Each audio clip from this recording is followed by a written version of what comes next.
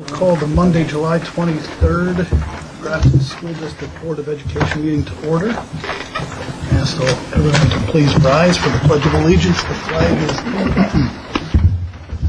allegiance to the flag of the United States of America and to the republic for which it stands, one nation, under God, indivisible, with liberty and justice for all. All right, this is the time reserved for public comment. Anyone have any comments from the public they'd like to raise this evening? Seeing none, we'll move to the consent agenda items. There are two: the approval of the minutes of the June 25th board meeting and our statement of receipts and expenditures for June. A motion for the consent agenda items. Motion to approve. Second. Motion to approve and second. Any discussion? All those in favor of the motion, aye? Aye. Opposed? The motion passes. Thank you. All right, superintendent's report. Jeff. Yes, so there's a couple items here. One that's listed and one that I just got an email on today. But the first item is congratulations to the Grafton High School Technology Department, which has been awarded an $11,380 expanded Wisconsin Fast Forward grant from the Wisconsin Department of Workforce Development. The funds will be used for the acquisition of advanced manufacturing equipment, software, and instructional materials. And this is, to be more specific, it's about a $30,000 lathe that is being purchased. There's the grant money that's been awarded. Mike Dodge had filled this grant out, and then there's $9,000 that's also being from local manufacturers, and then the other $10,000 is coming from our the funds that were set aside in the referendum for our tech ed area. So a new lathe is being ordered for that. And then today we received an email, both Kevin Moore and myself received an email from WIA about potential football only conference realignment. So I've asked Kevin just to give the board an update. So if things change, this just happened today. Kara has brought up what potentially could be a new, and all the teams in yellow are teams that would move conferences. But Kevin, if you can just give us a quick update on what that email was about. Yeah, absolutely. Please. Okay. Please. I think what's important for everyone to keep in mind when these announcements come forth is this is a recommendation from the Wisconsin Football Coaches Association, who's working in conjunction with the WIAA to explore some possible conference football, which has been kind of on their docket for the last 5 to 10 years. The WFCA, the Football Coaches Association, has made a suggestion that is now going to go to the WI Board of Control. It's going to be talking more about it at fall regional meetings, and we'll continue to gather information during that time. This is not a finalized initiative. So under the current recommendation, the goal is not competitive equity. The goal more is to get uniformity around the state of getting as many teams in 18 conferences as possible, as opposed to 10, 7, 9, and so on and so forth. So 2 teams under this proposal would be leaving the North Shore Conference, both ourselves and Fort Washington. Okay. Under this proposal, as you can probably see, we would be going to the Woodland Conference East Division, Woodland Conference being split into 2, along with Shorewood, Mesmer, Greenfield, South Milwaukee, Greendale, Wicknall, Wisconsin, Fort Washington, for those of you curious, would be going to the East Central Conference with, I believe, Plymouth, Kewaskum, Waupun, Berlin, Ripon, Winneconne, and Chicago. So there is a little mix. There is a little mix and match there amongst the conference. This is far from a done initiative. It's not going to go to the WI Board of Control for voting, but it's going to be a further topic of discussion this fall. And if it would take an effect, it wouldn't be until the 2020 season. So the questions that I can answer from everybody. Thank you. So conference realignment has been a hot topic for years. And WIA finally, got tired of it, just assigned people to conferences and said, this is what it is. There's been a lot of discussion about football only, and the reason for that is because football's one of the few sports, if not the only sport, you have to have a winning record in order to be able to qualify for the playoffs. So no one matters in soccer, basketball, other sports, because even if we have a really tough conference, I can still have a poor conference record, but when I get into the right division, then I can have a winning season. I can make the state championship, whatever it may be. Football is the one area where you can see even in this new conference we would still be the second to the smallest. And so that's what looking at football only. You wouldn't have travel in the winter. it's a one night a week, so that's why they're saying, you might have some further travel distances than what we currently do, but it would be on a Friday night, and it doesn't affect JV at this point. It would really it'd be up to the schools to work that out, but you'll start seeing, I'm sure this will be in the news tomorrow, you'll start seeing information on this. It just came out today, so we're updating the board on that area. Kevin, the detail that came out today is fairly comprehensive in terms of an approach. So do you have any idea what the WIAA will look at next? If this is really just equity relative to number of teams in a conference, who looks at competitive equity?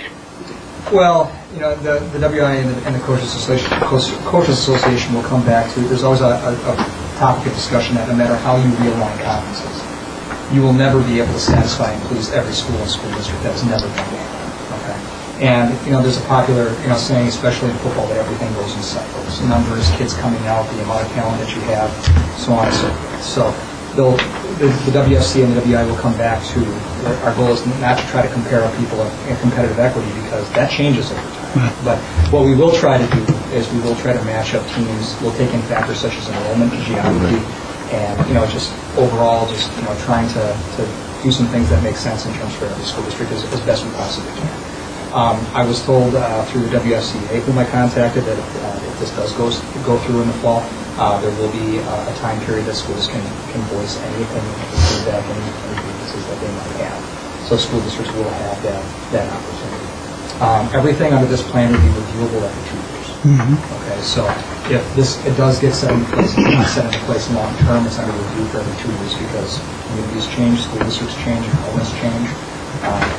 Take over the last 10 years, and you've seen a lot of change around the area. So it's something that is designed flexibility. Okay. And these aren't all in the same, like the Woodland East isn't all same division. No. It's probably D1, D2. That's correct. And football, but not. Some people realize not many do, is that there are no set divisions at the beginning of the year for football. Right. It really depends on your enrollment, and the teams that qualify for the playoffs, then they'll align those enrollments in order. Some schools, like a Heartland Arrowhead, are a no-brainer. They're going to be Division I because they're one of the top 5 enrolled schools and school districts in the states. That's not even a question. Okay. Some schools like us, it could depend on the year, and it could depend on the qualifiers if we were fortunate enough to qualify for the playoffs. So, just a school on this, and if you take a look at the Woodland West right now, Waukesha Catholic Memorial is a school with, I believe, 636 students, and although be it private, they're competing in the Class K conference with the Muskegos and the McGuanagos and the Heartland Arrowheads of the world. Are they misplaced? Some people will tell you no. Some people will tell you yes. But under this plan, it kind of aligns schools in what the Coaches Association, working in conjunction with the WI, believe makes a little bit more sense. Not everyone's going to agree with that. I understand. But right now we are very much in the information gathering stage, since this is an initiative that's in progress. It's something that I will be in communication with my counterparts around the conference to get their feedback, and to be in communication with both Jeff Scott and Anything else? Thank you for the update. This is something that's broke today, and we want to keep the board in the loop with that. Otherwise, that completes my report. Thanks, Jeff. We've got a couple of committee reports. First, the Policy Committee. Yes, the Policy Committee met on July 9th. We only had one agenda item, and that was to look at the Policy 830, Public Use of Facilities, and the 830 Rule. So all that we did was spend time looking at who we understand is currently using the facilities, the 4 categories that we have today, how those groups fall into those, and if we want to make changes to the categories, and how we want to look at that. So it's just an initial review, and our next meeting will be August 20th to continue that discussion. Any questions for Steve? And the Finance Committee met on July 18th. Mark? Correct, yeah. So we met, I believe, last Wednesday. We had Horton Group come in, who is our health insurance carrier, and we started trying to get a jump on potential ways if we were to come across some health insurance increases. We've had very minimal, if none, very small increases over the last few years, but at some point we anticipate things are going to change, and so we started looking at ways through, with the help of Horton, we could control both costs for us as a district and for our staff members. So just kind of a preliminary feeling out with them. We're scheduled to meet September 17th with them again because they will have renewal numbers at that time from Humana. And so then we'll have a better feel for where we're at and have some time to look at possible ways, levers to tweak things to minimize the impact. Any questions for Mark? Thank you, Mark. Thank you, Steve. Next is a personnel report. Jeff, is this you? This is. So we would ask for the board's approval for our new hires. Timothy Manley, who is a kindergarten teacher at Kennedy Elementary School, and Steve Ryder, physical education teacher at Woodview Elementary.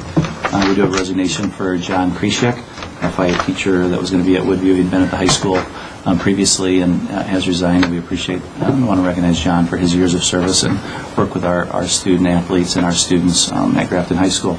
And then informational, we have resignations. We have Annie Krasinski, special ed aide at John Long Middle School, and Tanya Noss, a special ed aide at Kennedy Elementary School. And then, as you may recall, as we discussed, moving away from our provider of cleaning services in the past, which was Aberdeen. Thank you, Aberdeen. And as we looked at moving to a new company, we looked at, as we moved from 3 buildings to 2 buildings, having a lead custodian at each building. That would be a daytime custodian. That would be our employee. So the cost savings that would have gone along from us from moving from 3 to 2, we did not realize those savings. It's costing us more to have our lead custodians, but however, those employees will be our employees. So if there is an issue that occurs at night, we'll have our lead custodians at each of our elementary schools that, similar to what we have now at the high school and the middle school, that can then report that to Jamie, to the building principal, and make sure that we're maintaining our buildings and the cleanliness that's expected in that way. So Jessica Banton would lead custodian at Woodview, and Christopher Tyson will be a lead custodian at Kennedy Elementary. So entertain a motion to approve the new hires as presented and the one resignation. So moved. Do we have a second? Second. Any further discussion? None. All those in favor of the motion, aye. Aye. Opposed? And that passes. Item D, 2018-19 school placement for open enrolled students.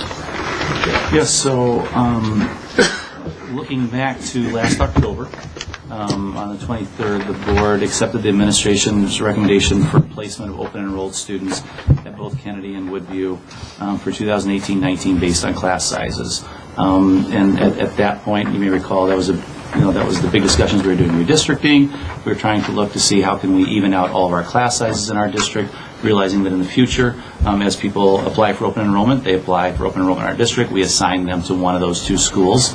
But since we had our resident students being reassigned through redistricting, we also looked at our open enrolled students. We had said, the board had asked, at that point when we get into the summer, look at those numbers to reevaluate where are they at then versus where they are now. And so if you'll notice, looking back on the 23rd of 2017, we'd spaced out. If you look at 2nd grade, there was 8 open enrolled students. We sent all of them to Kennedy because that allowed us to have 74 kids at Kennedy, 74 kids at Woodview. In 3rd grade, we had 2 students that went to Kennedy, which resulted in 55 and 65 being at Woodview. In 4th grade, we'd broken those students up, so we had 3 at Kennedy, 7 to Woodview, which resulted in 78. And then 5th grade, at that point, we had sent 6 students to Kennedy, which got us to 62 and 62. The board then said, why don't you reach out to resident students that were being transferred to make a 1-year exception for those students. Also impacted the open enrolled students. They could choose whichever school they wanted to go to. And that was that 5th grade, was that 1 grade level that the board made a 1-year exception. It wasn't good for siblings and all those pieces. So now if you forward, so we've waited until July because enrollments change, and they unfortunately change throughout the summer. So even though this was given on the 19th, we've actually had a 2nd grader come in today to enroll at Kennedy. So the sheet you have in front of you is actually inaccurate. Because of today, we now have 79 in 2nd grade.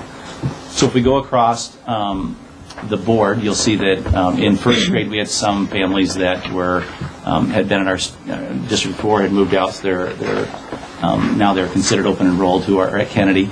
In second grade, with those 8 students going to Kennedy, there's an inequity. There's now 79 students at Kennedy in second grade and 71 kids at Woodview, where before we had 74 and 74. Third grade continues to be 59 and 66, so still the fact that we have one open enrolled student going to Kennedy helps at least close that gap as much as possible. In fourth grade, there's a little inequity there, that you have 2 students that are going to Kennedy, which results in 80 to 75. And in fifth grade, you can see that we had 6 open enrolled students going to Kennedy. 2 of them decided to go back to Woodview, but with other movements, they still ended up being at 62 and 62. So there's been no movement in fifth grade. So as we look at these numbers, we are, as now that it's been updated, in my original memo that I'd said that we had asked the administration, we'd asked for the leeway to connect with the fourth grade families. So there's the 2 fourth grade families that are in fourth grade, currently attending Kennedy, and give them an opportunity for them to go back to Woodview. So they had attended Woodview last year. That would then allow that to be at 78 and 77 in fourth grade. And then pending those decisions, because there is one that has a sibling that would also be in second grade, at that point we had said create a lottery for those second grade students between Kennedy and Woodview. With it going to 79, there are, out of those 8 students that are attending, that are open enrolled, that would be going to Kennedy, we currently would have 3 out of those 8 went to Woodview last year. 2 out of the 8 went to GES last year, and 3 out of the 8 went to Kennedy. So there's 3 students out of the 8 that went to Kennedy, 3 students that went to Woodview, and 2 that went to GES. If we were to say there are, if you were to move 4 students from Kennedy to Woodview, that would then put us at 75-75. And with the movement that's occurring, getting as close to even as possible would probably be in our best interest. So what we would ask for permission to do would be able to reach out to those 5 families, contact those 5 families saying, would you be interested in going to Kennedy? If 4 families say yes and 1 family says no, then we would have those 4 families all go to Kennedy. To Woodview. That would even those numbers out. If we have all 5 of those families say yes, then we would, similar to with open enrollment, we'd enter all 5 families into an Excel document. Kara would enter this formula that automatically sorts, and we would then take the first 4 families that were selected. We'd connect with all 5 families, telling them that who was selected and who wasn't, and we would move forward with having 75 and 75. If we have 3 out of the 5 say yes, then we would only move forward with 3. I don't think at this point it would be in our best interest to require someone to move, but to be able to give them the option to be able to do that, and it would be something that we would want to do quickly. Any questions for Jeff?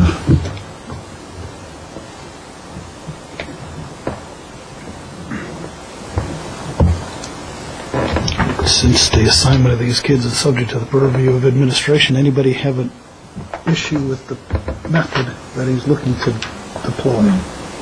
That's fair. Yeah, we believe that's the fair. I mean, there's been a lot of moving pieces throughout this whole time, and we've tried to be transparent about what those pieces are and our numbers. Our enrollment numbers are changing, and they have changed, since October. And it's great that the board said at that point, let's wait until July, and let's come back to look at our numbers. Unfortunately, they continue to change, but that's good.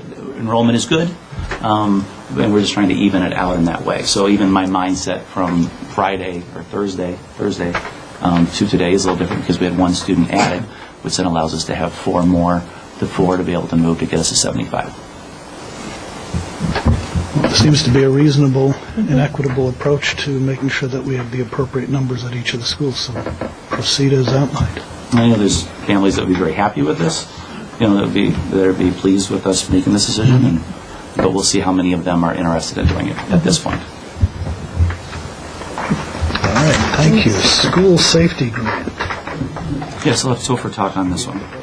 So we'd like to update you back last spring, we brought in a couple companies to take a look at how we can make our schools more secure in terms of camera systems, door access controls.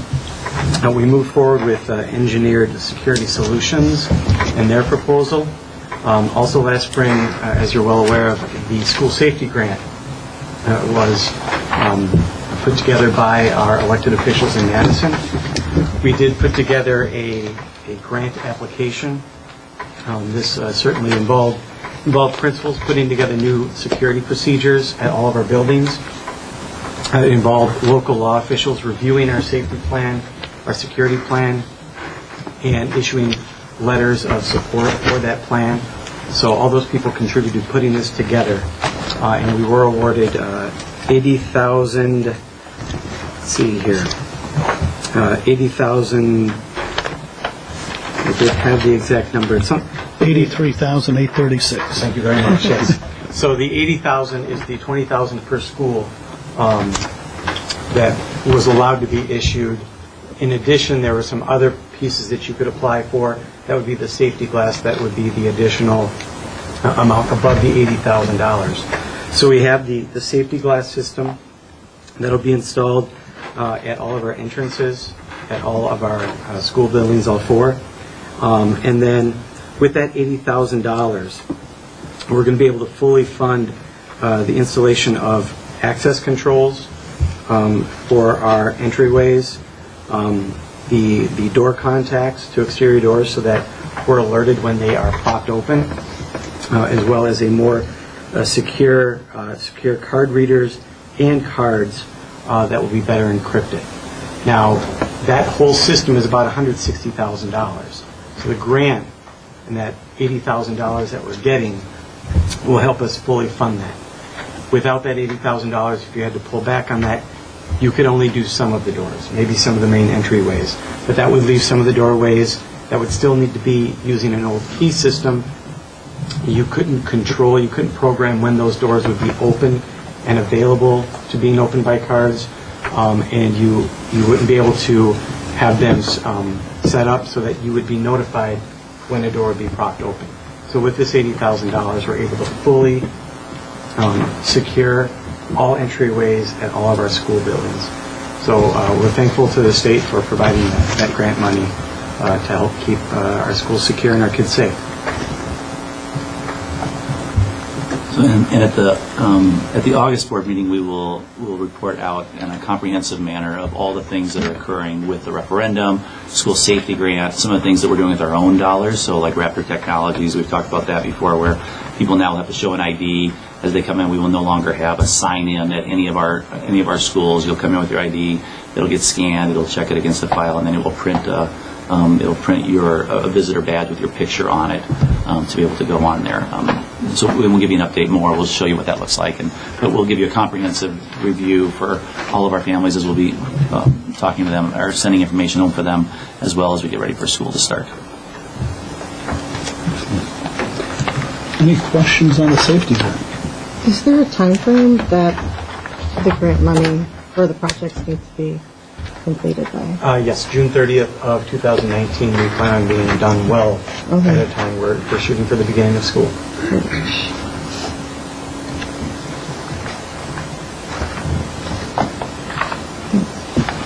Anything else? Thanks, Topher. All right. Athletic fields long-range planning. Yes, we'll have multiple people. I've asked Scott and Kevin to also present with Topher and I on this topic. We've had a number of presentations looking at athletic fields. If you remember, when I first started here, we started looking at soccer. Soccer was the priority because there was games that couldn't be played on the field. Baseball and softball was also added to that mix of saying, here are the field improvements that we wanted. That was in the referendum. That came out of the referendum. And then the board allocated money out of fund balance to address our immediate needs in our athletic fields. So we've had multiple presentations on this. At our last board meeting, we had Mike Helmrich from Rattler come and speak with us. So we've taken some of the slides that Mike had shown us and sort of adapted some of them and added a couple things. We've added a couple things even since we sent you a preview of it on Thursday. So we've had a number of meetings. We've had with baseball and softball and soccer coaches at the beginning, and then recently we've had some other meetings. I'll have Scott talk a little about that. So I'll turn it over to Kevin, and Kevin's can sort of walk you through where we first started at, and that'll get us to where we are now. You know, grab that from her. Sure. Yeah, thank you.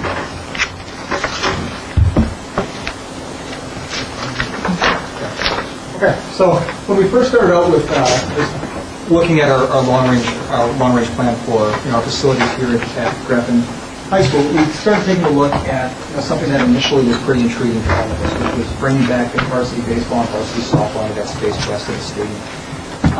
Like any good process, we reflected upon it. We kept up a dialogue about it. We started really letting it marinate, and we started talking about, first of all, the financial piece that came back to us with what might it take to make that a reality.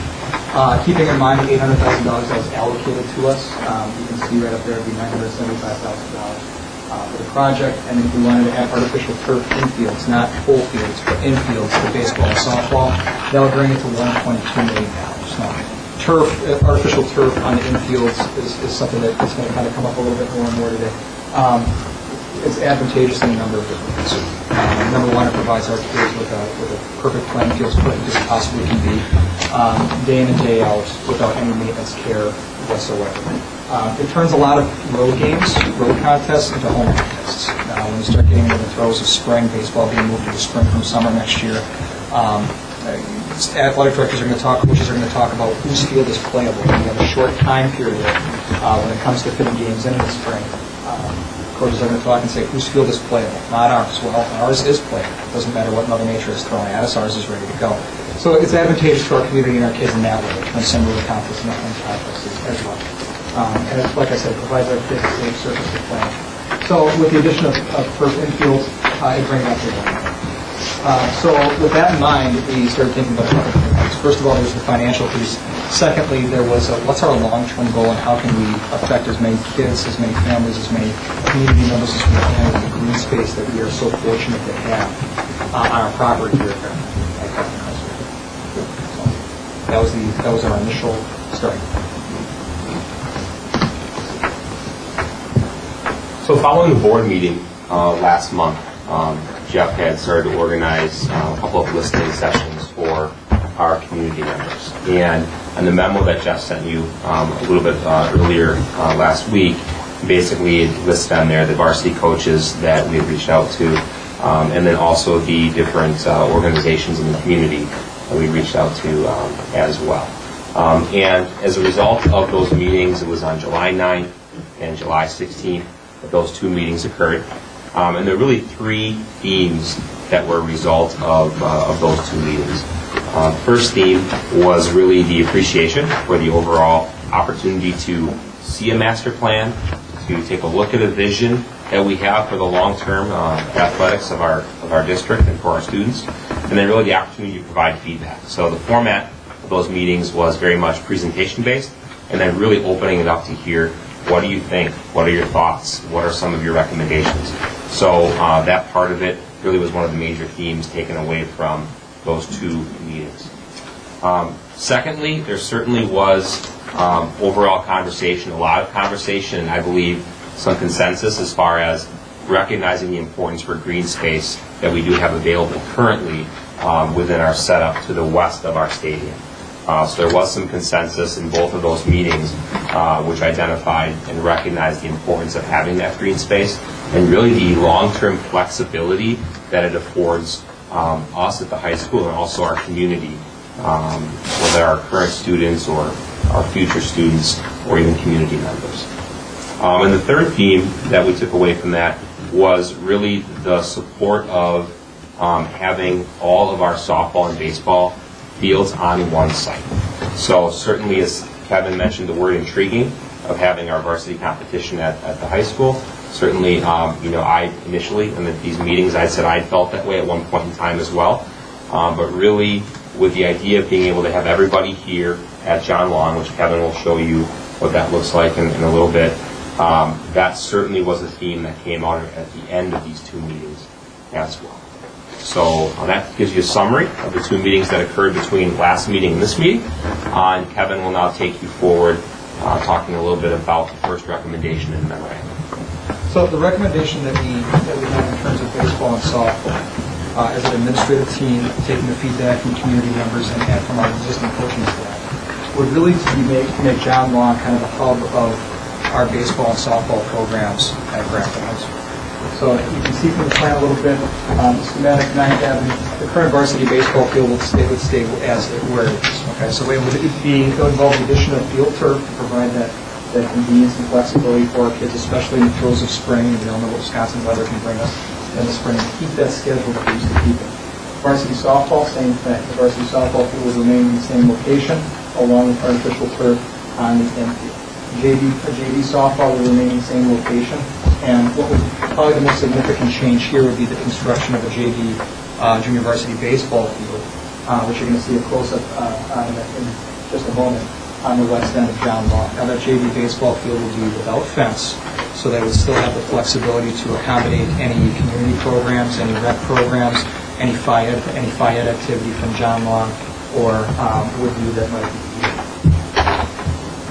And then you can see the financial piece in the upper left-hand corner.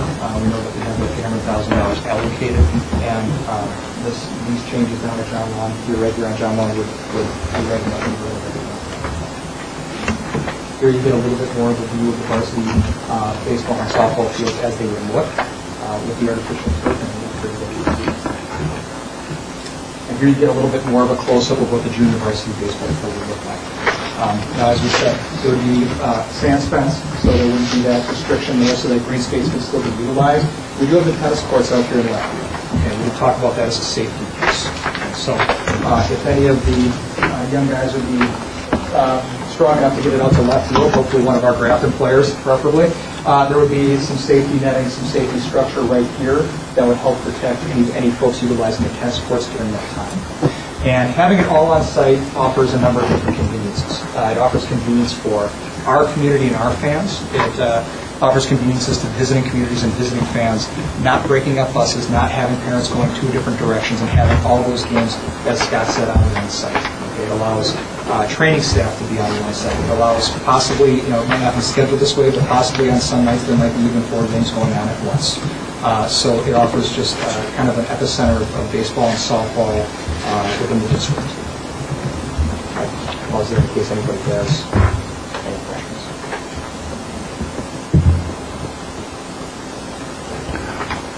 Neither of these fields or of those 3 fields are lighted, correct? That's correct. Okay. And neither baseball nor softball is interested in there being lights. We brought that forward early on when we were having these discussions, and that was emphatically a spring baseball game at night was not something they were interested in doing.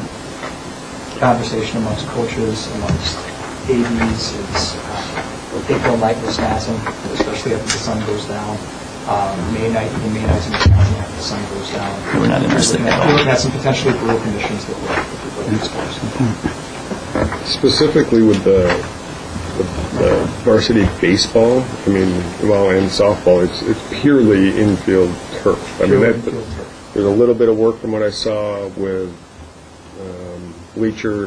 not bleachers, but a pad for the bleachers, but not new bleachers. Is that correct? That is correct. Yep. And then like I mentioned before, the artificial turf infields would take care of a number of different issues in terms of freeing up our maintenance staff as a whole district-wide, allowing Mother Nature to do its worst and still have our infields in perfect playing condition. Keeping that timetable that we make it And it's not doing anything else to the softball field, varsity softball, as I recall when Rattler was here. That fence stays as is. Ken asked for a couple modifications at our listening session that we've written down to share with Rattler to see. I don't recall exactly which ones. It was shifting the dugouts for the softball. He had some questions of what would be the cost pieces that would go with that. And what's the cost for that netting? Because that says alternate bid on the... We don't have a final cost for that. That's what Rutler's getting back to us with, what that cost would be. That would be something that we'd be taking out of either Jamie's budget out of Fund 41 that would go with that, but they're getting us an alternate cost on that.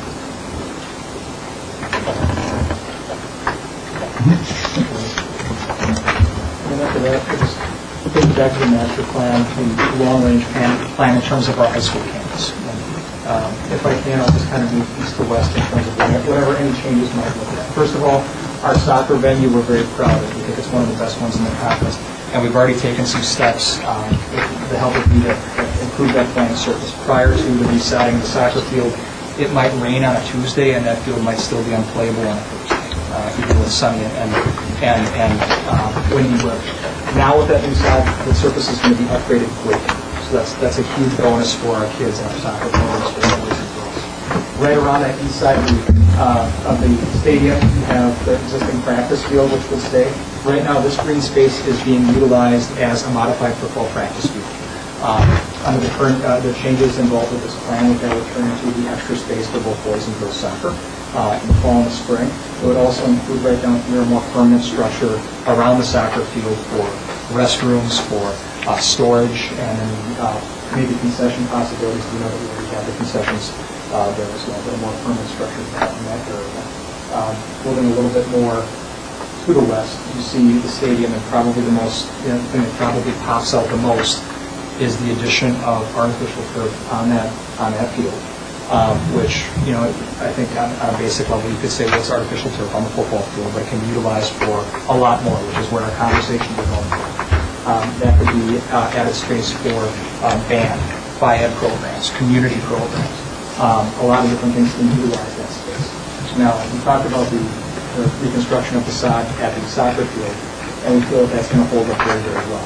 Now, that being said, in the event that that soccer field could be unplayable in terms of Mother Nature, in terms of inclement weather, you would have soccer lines painted on the artificial football field. That benefits the soccer programs in a number of different ways. If their field is absolutely unplayable under certain conditions, they can reschedule directly to the stadium and play on that surface.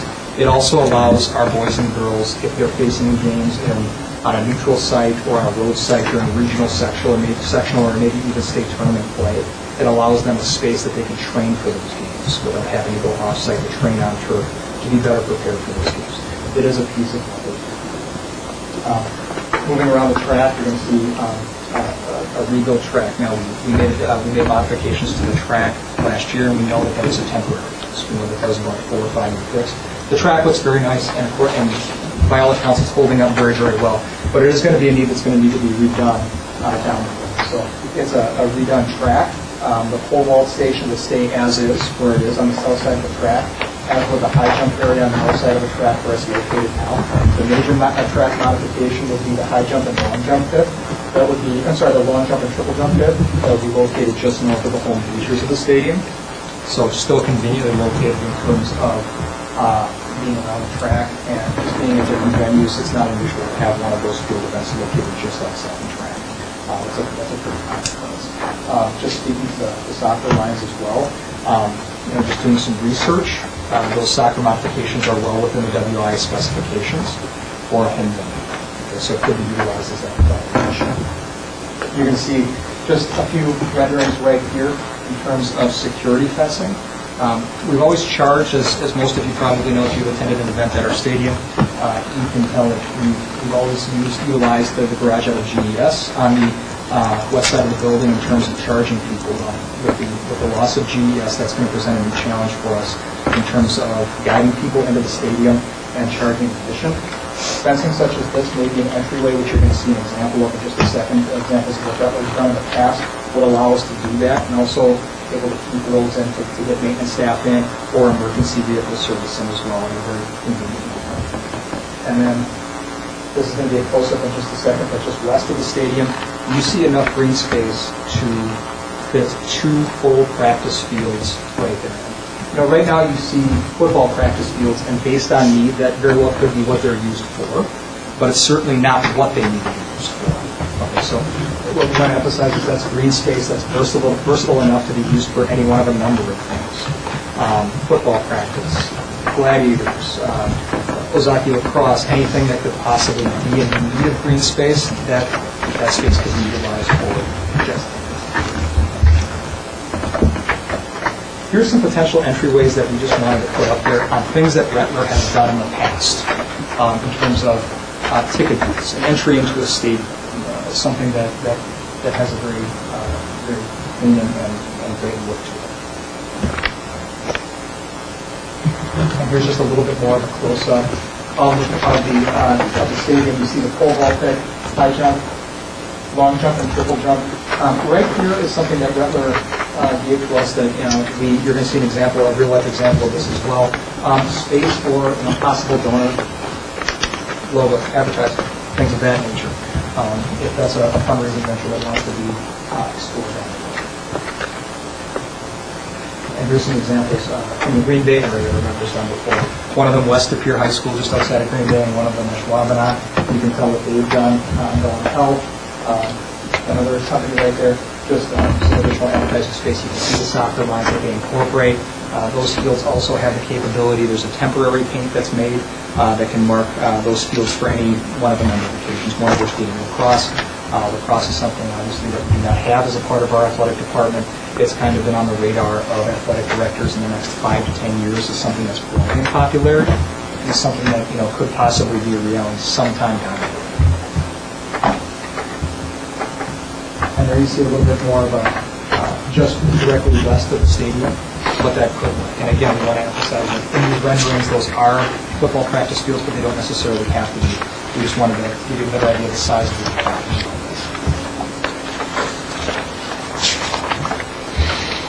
So the next slide is the cost estimates that goes with it. And you talk about the turf being utilized by soccer, and it's like, well, soccer has their own field. Well, if you remember this spring, like a couple days, they didn't have soccer practice. They had snowman practice because they were building snowmen because it snowed. And you think of being able to clean the field off, being able to have softball and baseball even utilize that area.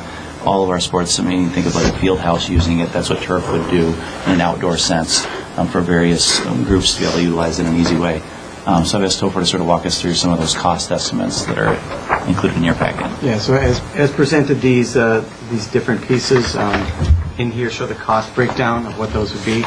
You have the high school stadium, which would be the installation of the turf for $1.3 million. Now that would also include the reworking of the high jump, moving the long and triple jump to outside the track from where it is now, and also the pole vault area, contingencies, fees, stuff like that.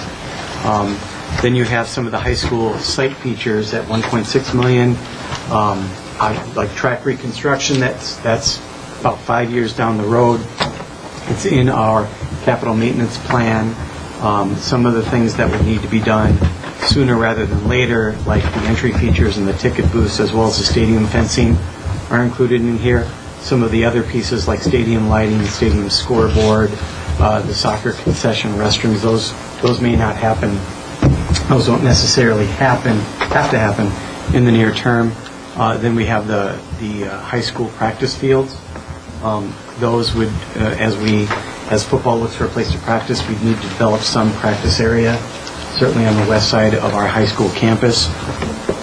And then you have that $800,000 for the softball and baseball complex at John Long Middle School. That is set to be allocated from fund balance in this upcoming budget year. And then we have some site features as well related to the softball and baseball complex. A concession stand and restroom area, which would be more centrally located based on where those 4 fields are now, as well as an equipment shed to house our equipment to maintain those facilities. So a number of these pieces are things that are nice to have. It'd be nice to have some of these pieces. Topher says, as we move forward, we're going to have to do something with a couple of these. But what we wanted to do as we worked with Rattler was to say, okay, what is the long-range master plan? And here's some rough numbers for a concession stand, both at John Long as well as down by the soccer field, the restroom piece. We've run water down to the soccer field. So when we go to add restrooms, we don't have porta potties down there. We actually have a restroom area, a ticket area. So a lot of those numbers can vary as we move, if we're to move forward in these areas. But what we're trying to do is get the board to see As we look at what is the long-range plan in our mind is the priorities are turf at baseball, turf at softball, because of the spring seasons just needing the ability of that. Working with the coaches, they totally see that would be their desire as well. And then it's really looking at fundraising for turf on the football field. And then trying to keep as much green space as possible at our high school campus for other sports that will come along or clubs that will come along, both for our students as well as in the community, as well as maybe even adult programs that would utilize those green spaces. So, but there's sort of a domino effect. The baseball, softball fields have a domino effect for the master plan at the high school. We know that right now the football team is having to, this right now it shows it as being that area right there shows it as being soccer. The football team this year is going to be using this space, and they're going to be using some of this space going this way because they just need green space. And because it hasn't been filled in over here, it isn't playable for them to be able to do that safely and not twist an ankle or something like that. And because of the construction of this coming out, they've lost their practice area. They're already going to be breaking up and doing that. So we know that that's happening now. We need to fix that for next fall. But there's a domino effect as we look at those pieces. So that's why we bring a recommended master plan that would have that 3 to 5 year or however quickly we could fundraise to be able to prioritize each of these for our athletic facilities.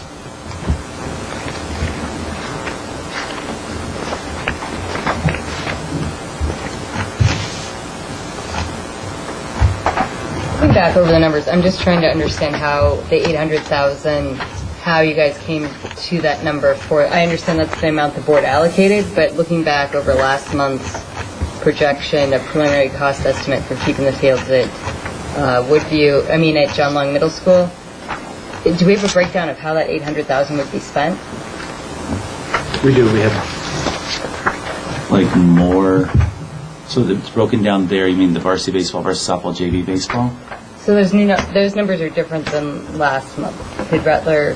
No, those are the same numbers. There's a different number. If JV was to stay at the high school, I believe it was 810.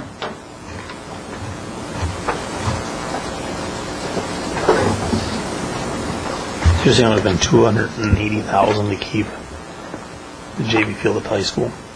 Or are you saying and the football and the practice and the practice? Yep, and that would be tied in with that. That's correct. So now there's additional 210 for the 2 practice fields.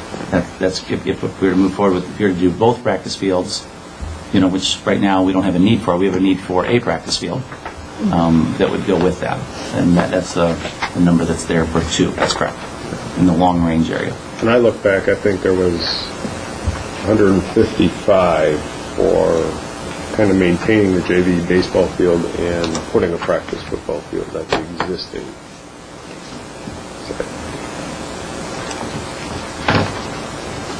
I can pull it up while we're talking, but yep.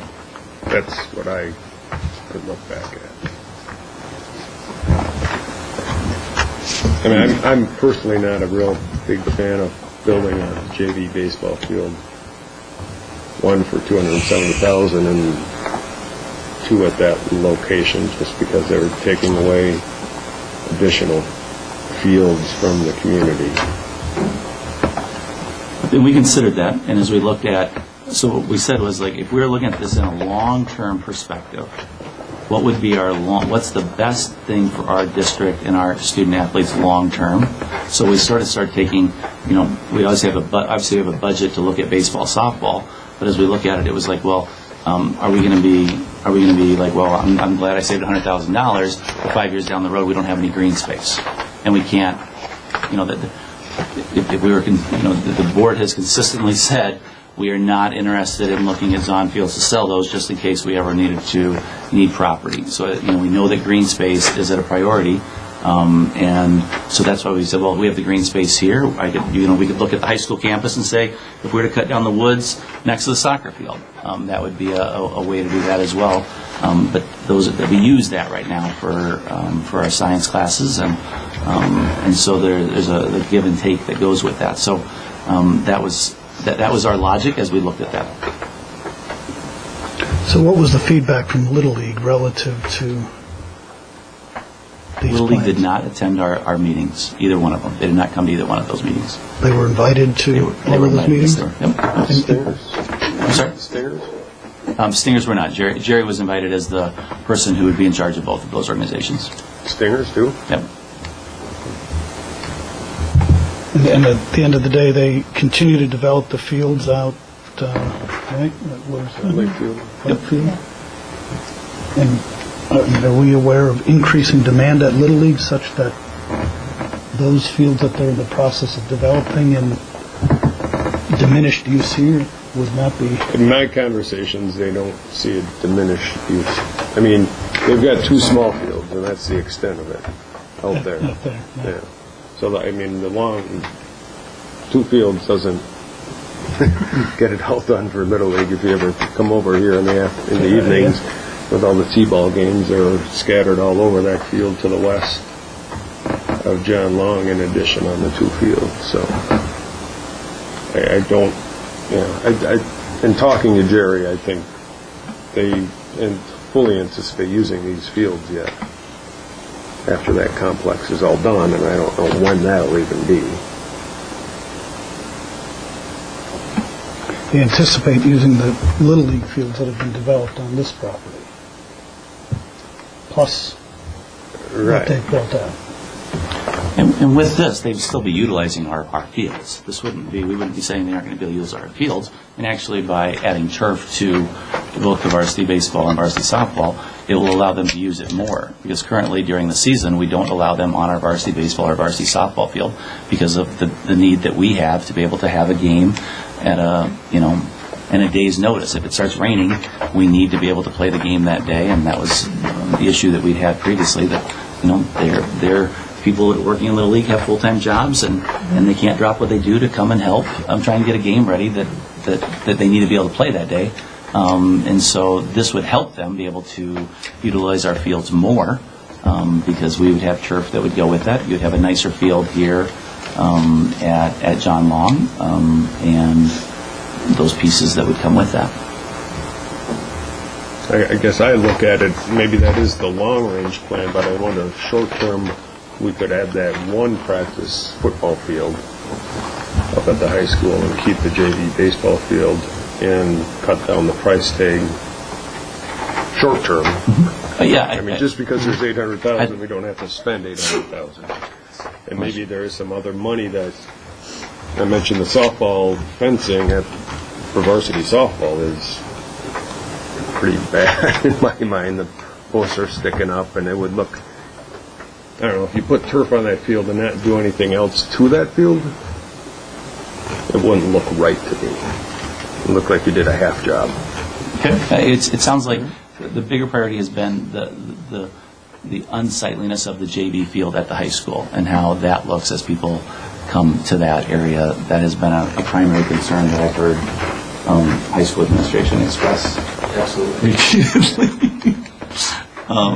That just it's not a great representation of our district and of our facilities in that way. So we would hate to be putting money into the JV field if that's going to be going away. But in the short term, will that JV field be there? Yes. I mean, they'll be using it this spring, and I mean, a lot of this is contingent upon having the money to do it that would go with it. But looking at it in the long-range plan, as funds become available, we would be prioritizing those pieces.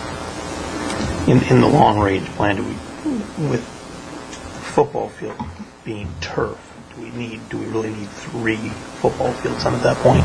Because you would be able to utilize the football field for practice. Right, and as Kevin said, I think he said it pretty well, we show you football fields because everyone can imagine a football field. If we were to say it's 120 yards by, I don't even know how wide a football field is, in all honesty. But, you don't, what does that look like? But we can all sort of imagine what a football field looks like. It just shows the amount of green space. We don't have to go as far down. We could come this way. There's a lot of different options that would go with it. Really just showing that green space is at a premium on our campus. So as we looked at it, it was like, what gives us the most options for different clubs, different sports? I mean, lacrosse wasn't even, I don't know how many years ago, 5, 7 years ago, I don't even think we'd heard of lacrosse. And now it's becoming this big sport that's growing. Will something else take its place? Will rugby become a bigger sport? You see even Ultimate Frisbee on ESPN now. I mean, it's sort of crazy, some of the things that can come along. So if we're trying to forecast 20 years from now, we don't really know what those sports will be. And I believe that speaking to other, I think Kevin, you had said that speaking to other ADs who have turf, it is definitely it's full. It's being used all the time because it can do so many things. And then the 270 for the JV field, so that just has concrete dugout pad, bleacher pad, so it wouldn't have dugouts and it wouldn't have bleachers, it would just be the pads in that 270 price tag. That's correct. So how important in the discussions and these listening sessions were keeping baseball and softball in one location? I mean, somebody mentioned, I just think from a coaching perspective, having JV and varsity together seems to me like it would have some benefit. Definitely. The softball coach spoke very, very candidly about that. Would be helpful for them to be able to have both teams playing at the same location. I think the pressing need for them is looking at turf and being able to play events. But they see it as being positive to have both. And if you had, the question that was raised is if you had, varsity players at the high school, then the lower levels who can't drive themselves are needing transportation to there, and it creates other issues. Whereas if you have everyone in one location, it's more easily able to share athletes, share equipment. That's why the storage shed is being added on there, because we don't have a shed there now. Ability to Jamie to store his equipment that would have to do with field care in one location. We saw there's being some long-term benefits that would go with that. Equipment-wise, for Jamie, you're probably just talking lawnmower now, though, right? 'Cause you don't have to prep the infield. You still have JV. You just have the JV fields to prep. You still have the 2 JV fields, and it'd be the same as what it is now, because we currently don't have baseball in the spring. So you're going to have a JV baseball and a JV softball. We currently have the 2 softballs in the spring, and so they'll both be going at the same time.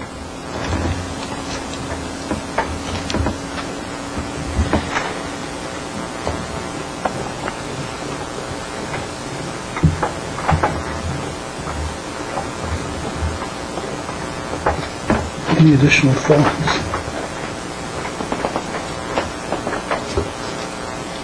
So timing at this point, I think at the last meeting, we said we had to make a decision by August, correct? That's correct. Well, it's a deadline that we imposed on ourselves. It seemed to be reasonable, given the commitments that we've made relative to the $1.2 million. At the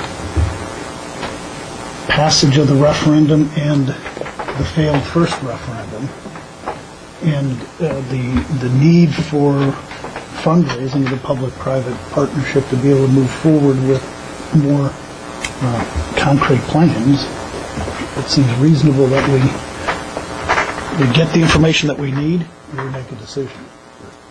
And if there's more information that we need, then let's get that out on the table. I don't know that there is, but there may be. That's what we brought the recommendation for, because at the last meeting we'd asked, is there any more information that the board needs to know? The board had said no. We don't have to have listening sessions. Continue to work with internally with coaches and internally with administration, and brought forward a recommendation, because you're right, if we are going to start fundraising for these things, we need to have a master plan that we were able to put on a pamphlet to be able to showcase this is what it would look like, and here's that long range, this is what we want Grafton High School to look 20, 30 years from now.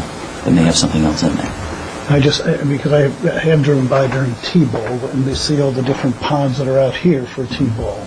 And that's not all on individual fields. But we do have space to the south of the parking here, right, that could be used for community purposes. Where the GES parking is now? Yes. Oh, I'm sorry, at the high school. At the high school. I'm trying to think of it. At the high long. school, at the high school, to It's the like south of where we are where now. GES is, there will be green yes, space. there will be there. green space, and we've talked about that as well, because the issue that our concern that we had administratively when we talked about that, let me see if I can get to a good spot, is it's probably in this area, right below that. When I go to White, you won't see it, and there's some right there, is that it's leading up to Highway 60. So having balls being kicked or something like that for bigger kids creates concerns, but we see it as being a great spot for whether it's club activities at the high school level, or even youth sports, for kids doing various drills over there in that area, but nothing towards 60. But that would be a great open space for people to be able to utilize, and even to be able to have, throw some bases down and to play baseball or kickball or whatever if you're closest to the parking lot and not to Highway 60, depending on the age of the kids. One of the things that we have to look at from the high school perspective is that our Phi Ed area, if we are to, if eventually we move with 2 football fields, we still need some type of backstop for our Phi Ed curriculum to be able to have softball and kickball as well. So Scott had reached out to Mike Weldon, and Mike had said, yeah, that could really go wherever. We don't use it very often, but that would be something that we need to incorporate into it. But that's something that we know that is a piece that we have out there as well.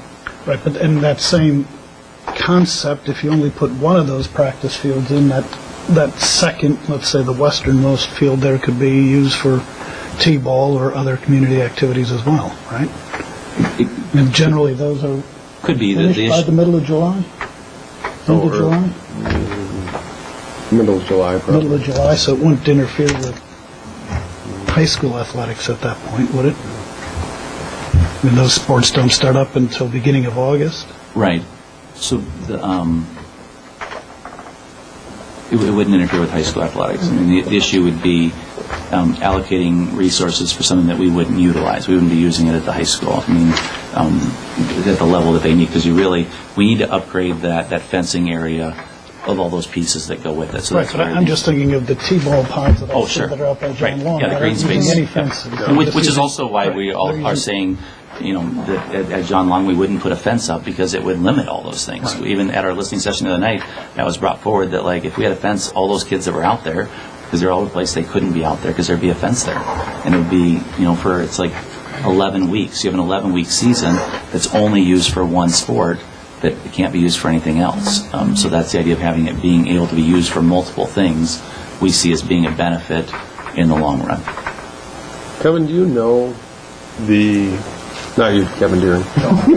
Kevin Moore, sorry. The baseball plan, I mean, I know my son they've had some preliminary discussions about scheduling. Sure. Do you know what the plans are for that? Is it going to be... Just in terms of conference schedule? Right, is it going to be 2 games during a week, Right 3 now, it's games? 2 games during the week, and it hasn't been really much of a secret that umpiring is going to be at a premium. Most of those umpires do softball as well as baseball, which is part of the concern of jumping over the spring. So we as a conference went Monday, Wednesday, baseball, as opposed to Tuesday, Thursday, softball, that help make those umpires available as much as possible. Now, that being said, spring is spring, and you're going to need to get games when you can. So Monday, it's not going to follow a perfect schedule. It's going to get jumpy, because of the weather. That's inevitable. So to answer your question, there is a plan in place. And an approved conference schedule. Okay, Monday, Wednesdays, but essentially if it's a game night for a JV game, those fields over at John Long are unusable by Little League or Stingers. I guess I would say about as much as they are. Because they have for softball nights, but I see your point. Yeah, I mean, those fields over there are unusable if there's a JV baseball game going on. And Saturdays, conference games, is that Saturday, no. just Monday, Wednesdays? Well, it's going to depend. Schools that are limited to one field right now, there are some school districts out there that have one baseball field for their programs. And they had, because they played summer, they've been able to do that. They're looking at scheduling more on Saturdays, especially for their winter days. If we maintain our 2 baseball fields on current days. But to answer your question, it is a possibility, sure, it could be Saturday. Especially if we schedule. That's a big day for Little League. They cram a lot of games in. And when is the end of the spring season, the new spring season? The regionals will be at the end of May. State tournament, I think, the end of the first week of June, if I'm not mistaken.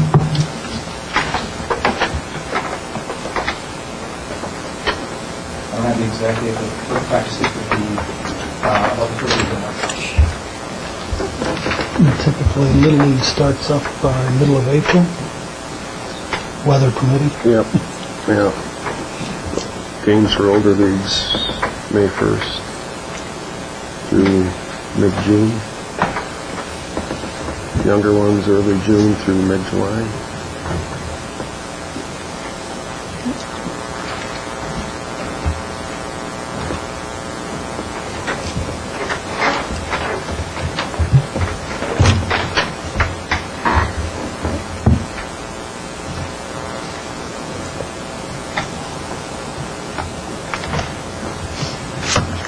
And there is still a field on the southwest corner of That street. Hickory and Fifth. Hickory and Fifth, yeah. Yeah, there is. But I think if there's a JV game going on, that outfield is almost on the infield. So I don't think that is the infield, that little. Yeah, I don't think you could. I wouldn't put anybody on that field if there's a JV game going on.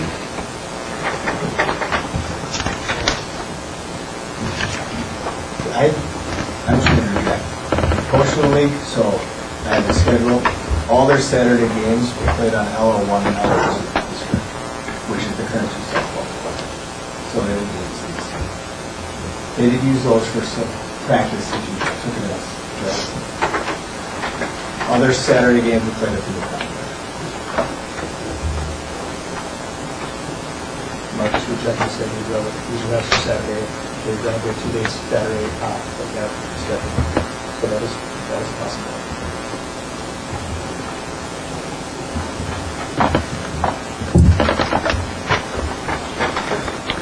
Okay, any other questions, comments? So we have an administrative recommendation that in a master planning sense builds out the John Long Middle School complex for baseball and softball, and builds out the high school campus for the stadium turf and maintenance of additional green space for future use. That is the administrative recommendation. We have a motion to approve that recommendation.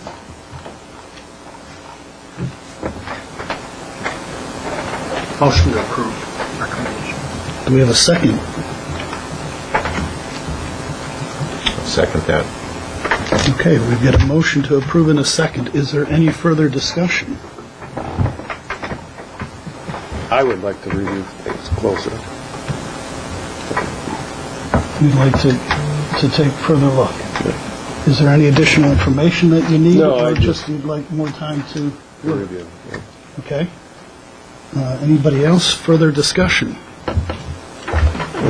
I think the project now totals out at 4.3, and I think we mentioned that it doesn't all have to be done at once. What would be that first year? What if we do the baseball?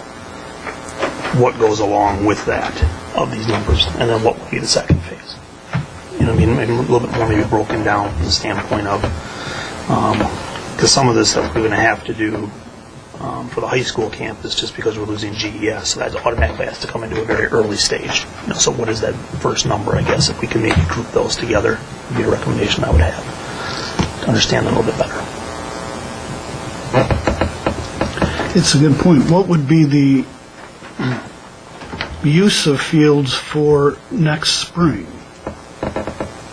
It would not, as Rutler said, we go out to bid this winter, which would get us the best bidding package that we could, and then we would go through the spring season and go into the summer, and then have the work done at that time.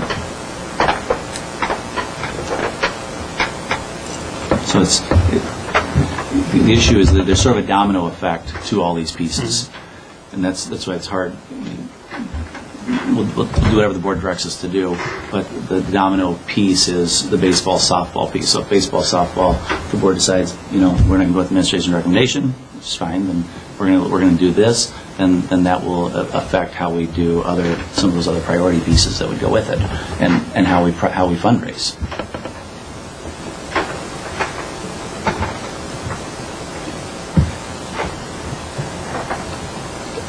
So if I understood, the bid in winter start in summer, but start what? Mike had said that's when they would start the field turf installation. So that would be in place for the spring, as well as get the field at John Long ready for grass to be grown for the next spring. Okay. To be in place. So there's a part of me that also feels like it would be good to have more information relative to a schedule, a phase schedule. And a phase schedule that would be built, now this would be my thought, based upon if all the money were immediately available. Recognizing that it won't be available because there has to be a public-private partnership, but it would at least give me some sense of, okay, what do you plan to do? What are we going to do first, and what does that mean for that sport? Because then we can take a look and say, well, if fundraising takes 2 years, then we know, well, what impact is there over the next couple of years.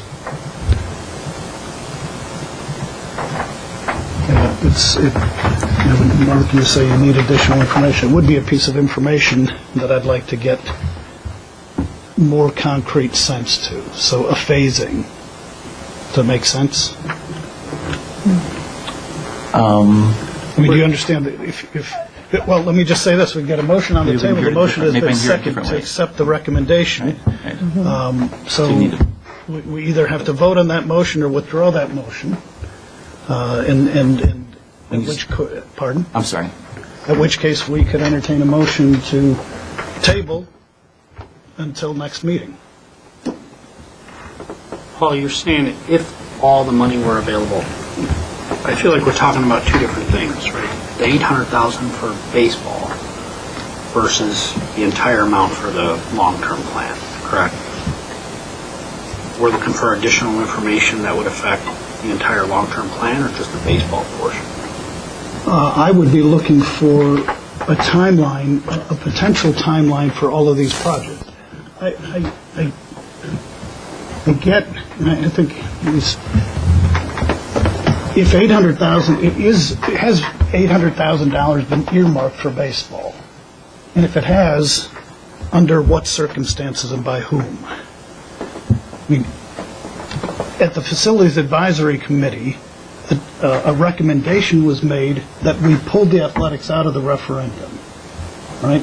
And at that point in time, the cost for all of the items associated with that athletics was $1.2 million. $400,000 got earmarked to soccer, and I guess by default, the remaining $1.2 million became available for baseball and softball, right?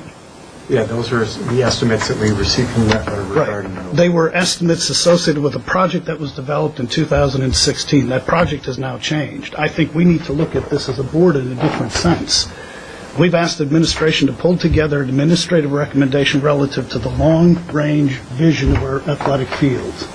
And the district is willing to make dollars available for that. I don't want to get into the situation here where we say, well, $400,000 went to soccer, $800,000 or $400 is going to softball, and $400 is going to baseball, and all the rest is going to what? Football?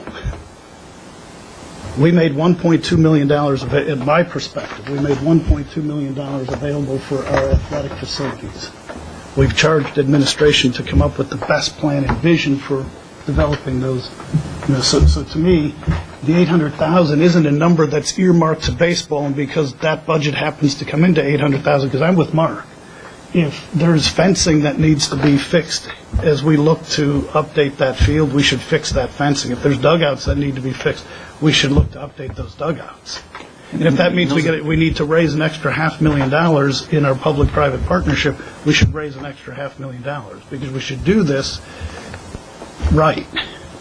And we would agree with you on that. which is why we have some of those features that are listed there. And there's normal field maintenance that Jamie takes out of his own budget. So we've upgraded the baseball field, the drainage, the field to be able to do that out of his normal budget. So those are things that we would be covering out of that. So when you're looking for a long-range plan, if we're going to say, well, you know, what are you doing with the fencing? Well, like that isn't a massive number. That isn't a $75,000 number, because we're talking about stadium fencing at $75,000. We're talking about softball fencing. That's a different priority piece that would go with it. And so, you know, from administration's perspective, if you were to say, well, okay, we need this at softball, our recommendation would still not be to throw an extra $500,000 at baseball and softball. Our recommendation is turf at baseball, turf at softball, and then address the field turf issue that we have at the high school, because we see that as being the biggest piece. We know that, but we also know that at the high school, JV baseball, the way it's set up now, either if we keep it there, we have to put money at that. We don't see that being the best use of money long term, because it does become a one single use thing that then with the rest of the year we aren't using. Like, that doesn't make sense when we can have both baseball and softball at John Long Middle School for our athletes. And so that's where that recommendation comes from. No, I get it. I want to make sure that, you know, that the board has the input that they need and are prepared to vote on this motion. But we've got one question. We'll take that question. Well, I think you guys got to take some leadership on this, and they presented you a plan that basically says we're going to move softball and stuff to John Long and keep it there and improve it. There's the plan. We're going to leave the green space over on the west side of the school and develop it by the football. That's the plan. You can attach numbers to it later, but that's the plan. That's your first step. If you stumble now, you're losing another month. And the thing is, you got to look at the whole calendar and things like that if it's not done. I think it's pretty simple. They came up with a comprehensive plan that makes sense to do that. Now put the numbers to it. You guys can say yea or nay to the second practice field at the John Long or Woodview site. Say, okay, let's look at those numbers and sharpen our pencils, and you guys can allocate dollars later. But I think you should okay the motion for the plan and not attach the dollars, and then come back. Let's sit down with Redler, let's sit down with our options again and make another motion to put X to this, Y to that, and that's the plan. I think the plan is spelled out by the administration makes the most sense. You keep the green space, you keep it all over there, that you eliminate your travel issues, and you develop the plan from there. So I agree with that opinion. I just want to make sure that the board appreciates what their options are. And say, okay, okay, the plan, don't address the dollar value. Well, so we did get the dollar values, at least ballpark, right from Redler per year. We had the 1.2 million. Soccer was an immediate need. I mean, if we're talking about what's first, soccer, which has happened. Baseball, I thought, was next because of spring baseball coming. So that, and then football across the turf at the high school is not, this doesn't have to be done today, right? Whereas baseball was more pressing because we're moving to spring baseball. I mean, I thought that's why we were kind of going in that order. Is something going to change before the next meeting? I mean, that's going to make us say, let's redirect that money towards the high school track and football, because that seems to be the next. No, I mean, something may change relative to the allocation of dollars. I can say that, but I mean, I think the issue is the vision and the long-range master plan, and its location of softball and baseball at the John Long Middle School complex and the stadium and other practice facilities that use and rely on the flexibility of the green space at the high school campus is what's at issue relative to the motion on the table. And I agree with you, Bob. You know, the allocation of dollars and the final tally of the dollars relative to any particular need is available to come. So we have a motion on the table. The motion is seconded. Is there any further discussion? Can you read the motion?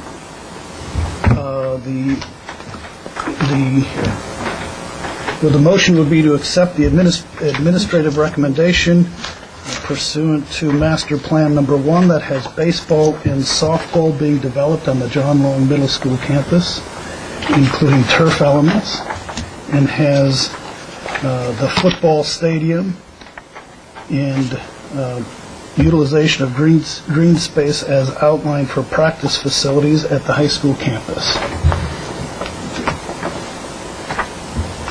I would like to get Little League's input yet, seeing how I know they didn't attend the meeting, but I still would value their perspective on the JV baseball field. To Mark's point, I'm just looking at the numbers that were given last month for the estimate of the softball field fencing. And I understand we're not talking numbers at this point, but I feel like once we approve it, then it's harder to go back and say well, we really wanted this. Once we say all the fields are coming here, it's harder to go back and put in that 50,000. I guess I'm still working out these numbers. I could use a little more time to work out the numbers. Option 2, Westfield, option 2? I was looking just from last month's preliminary cost estimate from Rutler. 17.035 at the top of the reference. That's the project number. I'm looking at it says Master Plan High School Westfield's option 1, option 2, option 3, and there's numbers attached to it. Oh, you know what? I bet you that's the presentation I made. Actually, so I don't know if I have that access. Okay, I can't help you with that. Okay. That slide. It was I think you were looking at the detailed cost estimate. This one, right? Yeah. Oh, then it's not enough. Yeah. That's not what? It's not in the slide. That wasn't. Yeah, that was the handout. Yeah. Okay. Yep. Okay, any further discussion? I would be okay with waiting just until the next meeting, just to be a little bit more comfortable to making a decision tonight.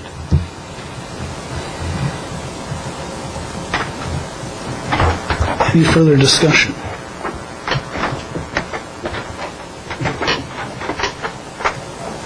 Okay, we have 3 board members that have indicated they would be in favor of waiting. We have a motion on the table to approve the administrative recommendation. Jerry, you made that motion, right? John, you seconded that motion. Okay. All those in favor of the motion, aye.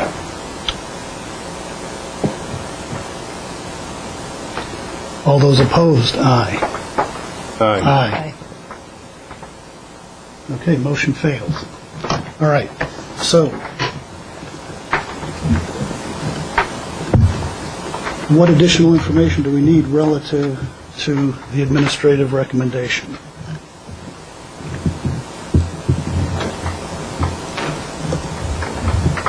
And the administration has done a lot of work in pulling this together. They have spent a fair amount of time and effort. They have reached out to all of the community groups, and some of the community groups have participated actively in the development of this recommendation. What additional information does the board need from administration to develop a vision for these long-range facility plans? I mean, I guess the phase that we talked about is just as I look at this, there would be $800,000 for the baseball fields right away. The practice fields would be right away, so that's over $1 million. And then you'd have probably the stadium fencing, the entry features, ticket booths. So just knowing what those, how soon we would see that we would be needing each of those, realizing that the turf is 4 or 5 years, the track is 4 or 5 years. Just some of these other ones where those costs come into right away. Do you understand the request? Well, I do. Well, let me just ask this. Is there any concern with the administrative recommendation? And the only concern that I heard right now is lack of input from Little League. Yeah, I'm not comfortable personally with the JV baseball field location. Okay. But I mean, from an additional information perspective, No. we'd want more. I want input from the Little League. Okay. Any additional? Steve, yours is relative to phasing. If I understand what you're saying, the administrative recommendation would have us proceeding with the modifications, assuming it were accepted, moving forward with the build-out of the softball and baseball at the John Long site. Do you need any additional information on phasing, Steve? I guess the only other thing that I guess, just to be on the same page with as far as, I realize we don't want to put a lot of dollars into the JV field that's currently at the high school, but what, is there a number that's tied to that? And we know it's $270,000 to build the JV field at John Long, minus dugouts and a few things, and it's $210,000 to build 2 practice fields up here. So that's $480,000. And we had 210. So 210, did you say? 210 to fix the JV field and put 1 practice field up here for right now. If I was looking at the high school piece, that's what you're talking about. When you say when we had the plans, is here John Long or is here the high school? We're John. But it's okay. I just want to make sure I know. To be on the same page, in the plan last month, that it was 1 practice field and keeping the JV field up there. What does that cost? And then I don't know if Rattler can give you a delta on if we go year, 2 years, 3 years from now, whatever that period is, as we evolve to the master plan, and then add that second field. What does that cost? So it's $210,000 to do 2 practice fields. Is it $105 to do 1? I'm looking at it. I said option 2. That's what I thought Kerry was asking me, and it wasn't. It says 155 is what it says now. So 155 to do 1 field. That's what the number is there.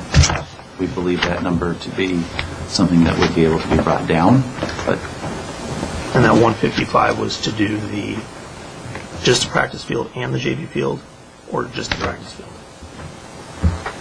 It's option 2, and it was so option 1 was the JV baseball field and then a practice field at the high school, which was 280.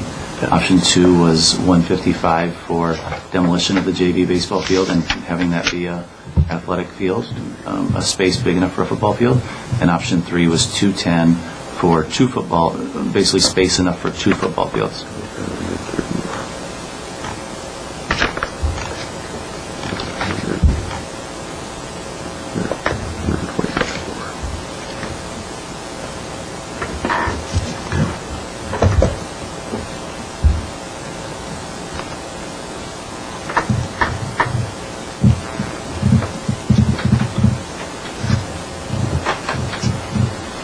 So is there any additional information you need, Steve? So option 1 from June. Do you have that drawing in front of you or not? I do. 280. One says 280. That's 280. And option 2 is less. Yes, sir. 155. And option 3 is 210. Is that because of the You have to move further out. to the north? Yeah, it's truly because of the way the ground slopes away, so you got to bring it up higher, which is one of the reasons why the turf is so expensive, because we move the long and triple outside of that area. There's quite a bit of grading that has to occur in that area. It slopes really hard once you get halfway out of that outfield. And realizing that it currently has the fields running north and south, it could be running east and west, which is what football coach brought up as an option as well. So there's a lot of diving into with some of those main numbers that would go with those budget numbers, depending on some of those options. Let me just see if we can't by process of elimination. And right now it seems like the questions are centered away from varsity baseball and softball being at the high school campus. And they are centered more on, if nothing else, maintaining a JV field as it is at the high school campus, along with additional practice space at the high school campus. And if I'm understanding what I'm hearing correctly, that is centered mostly on cost, providing a lower cost option. Well, lower cost, and Lower cost, and it maintains, it allows for the maintenance of one additional Little League field, right? well, I think more than that. Okay, well, Yes. maintenance of Little League field, so, I mean, by nod, is that a reasonable summary? Mm-hmm. I want to be able to provide guidance to administration as to what next. And it would seem, this notion of moving varsity baseball and softball up to the high school campus to be in conjunction with the stadium there is not something we're interested in based upon all the feedback that we have. Okay, so we're talking about better understanding the cost ramifications of the administrative recommendation that's before us now, and one that keeps the JV field where it is, and adds the practice field, and then better input from Little League And Stinger. and Stinger. Is that something we can get? Sure. If you'd like us to do that, we'd be happy to do that.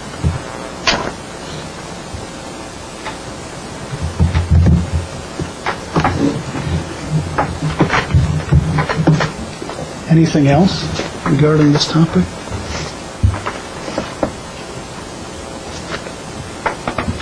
Did I summarize that okay, Mark? Is there Would you like Mike Helmrich from Rattler to be here at the next meeting, or is that not necessary? Or doesn't sound like it would. Well, He'd want to know. I guess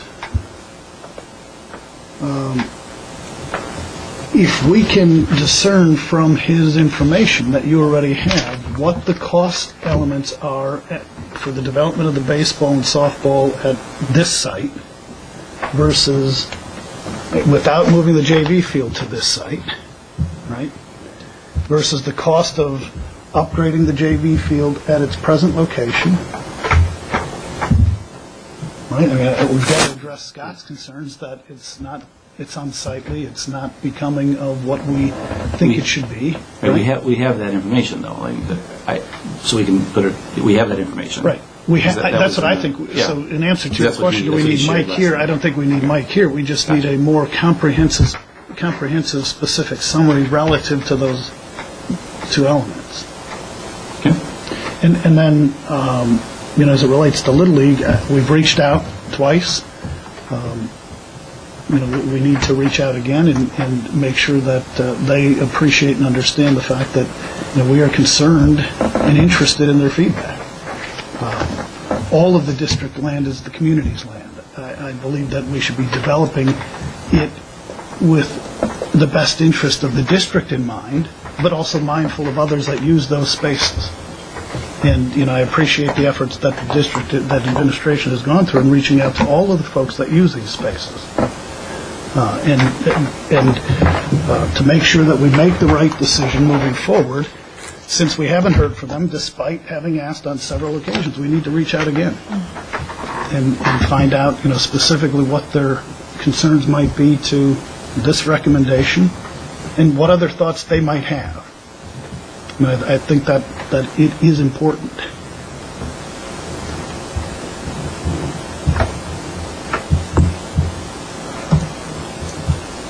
And certainly I would say that the vote tonight in no way, shape, or form diminishes the efforts that administration has put into this. At the end of the day, just as there were setbacks in the referendum, I think we got to the right mix of new and existing and renovation to provide a long-term solution for the benefit of the district for the next 25, 30, 40 years. The same painstaking effort needs to be made on the athletic fields to get it right.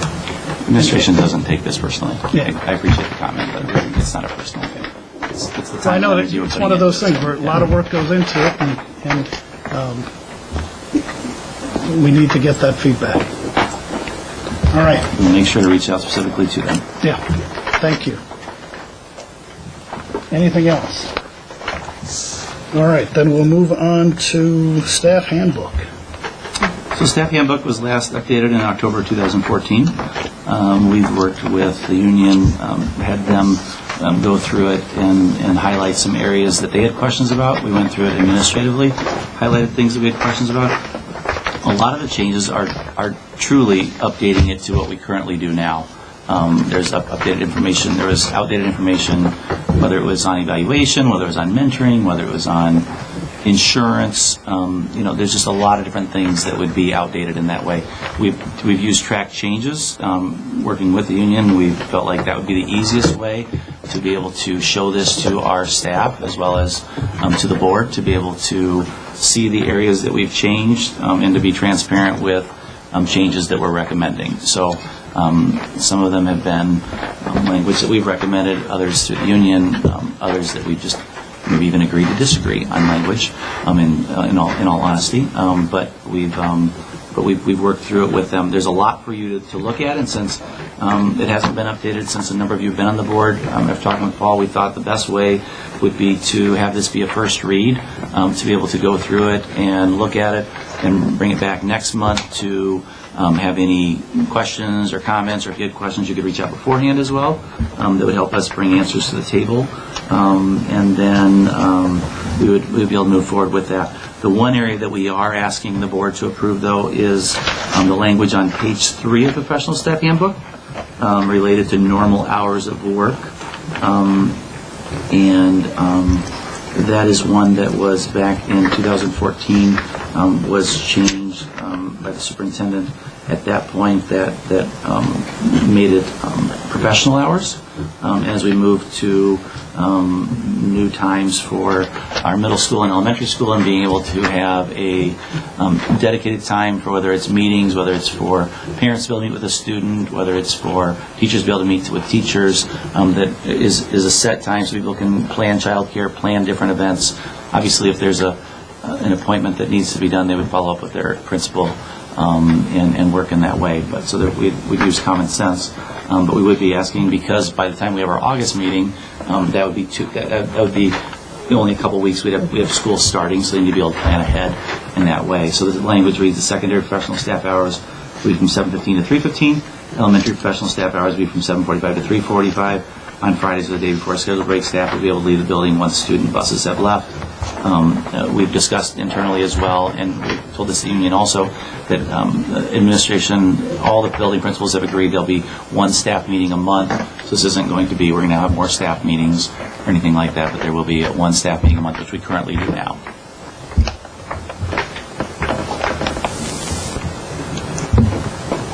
Okay, thank you. Any questions regarding the first read of the staffing? One comment I have on sticking with the athletics, on the salary schedules for the coaches, where it says Frosh, should that be updated to be like JV2/Frosh? There's a lot of those in our JV2. There's a lot, that area there, I'll let you talk about. You've been working with Kevin and Scott. Yeah, we're working on updating the entire piece to reflect what we do today. Okay. That, again, is something that hasn't been touched in this piece, but it's evolved over time. So they're working on, the high school and middle school, they're working on updating these pieces to reflect current practices. And that's why, as we've had new clubs, we've brought that forward to be added in. So there were things that were added that aren't in this, and so there's a lot of different changes in that. Athletic coaches and extracurricular advisor piece that needs some updating. So again, this would be similar to the policy committee, a first read. It's a big read, but it's significantly less lifting than the first draft. So we ask that you read through it over the coming month and come back with actually, I would say any edits that you might see relative to that should be forwarded to Jeff. So you want them individually forwarded to you for consideration? Sure. I think that probably makes the most sense. Are you looking at things yet? I mean, I don't want to... Well, just to be clear, I mean, the handbook it's a living document. it's subject to change, and the preambles and all of the lead-ins talk about how this thing is subject to change as needed and as necessary. So We've read over it multiple times. Okay. We will not be reading over it again. But we may have very well have missed something. I mean, with that being said, we've read it multiple times, and unions read over it multiple times. We've put a lot of time and effort into this. But could we have missed something? I'm never going to say we haven't missed something, but it wouldn't be through lack of trying. And just for clarity, at the end of the day, this is the district's handbook. These are not negotiable items relative to the union. The union is meant to be representative of representation from the professional staff. And we've only talked to them because we can get input from staff over the summer and changes that we've discussed in the working hours. That is not an issue from their perspective. Consistent with the manner upon which the handbook was developed, it's being done in a very open and collaborative fashion to ensure that we get the best handbook. In my own experience is that policies and procedures and working conditions are best enforced when they're readily understood and there's engagement in their development. So I want to make sure that there's nobody's sitting down negotiating elements here. These are just elements of collaboration. Correct. So that is the assignment for each of us. That's consistent with the first read of any policy. I would, and comments you have forwarded them to Jeff, I would entertain a motion, however, for approval of the language change on page 3 of the professional staff handbook as outlined. I'll make that motion. Second. Any discussion? Seeing none, all those in favor of the motion, aye. Aye. Opposed? And that passes. Thank you. All right, 2018-19 aid compensation. Right in your packet, you have a memo outlining the 2% increase for wages for kindergarten aides, elementary library aides, and special ed aides. We have a couple of these pieces tonight. We've broken this group apart into support staff and basically instructional aides for more full participation by the board in the approval of these pieces. And the first piece is that educational aid. With that 2% increase, we are also recommending an adjustment be made to starting wages with that 25 cents for first years. And then we have basically additional increases for individuals entering their second, third, fourth, and fifth year, so that you don't have your first year people coming in making basically as much as your second year, where you're returning aid. So the 2% increase would cost, and the total cost does include payroll benefits, would add to the budget $15,162. And then the estimate for the adjustment to wages for instructional aides would be that $7,142. We will be looking for a approval of that recommendation tonight.